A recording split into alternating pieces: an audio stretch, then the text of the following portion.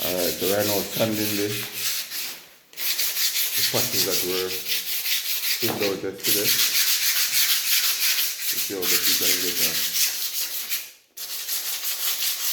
better quality finish.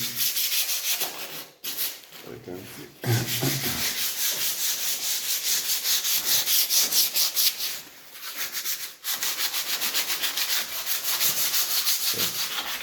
So I'm going right through and did all these.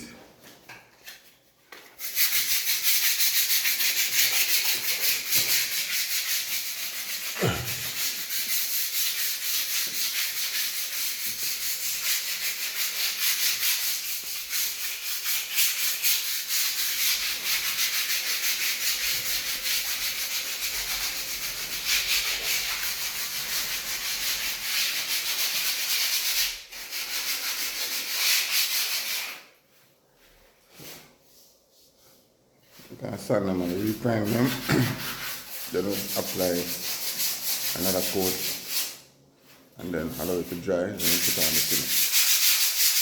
Sometime we'll do it tomorrow.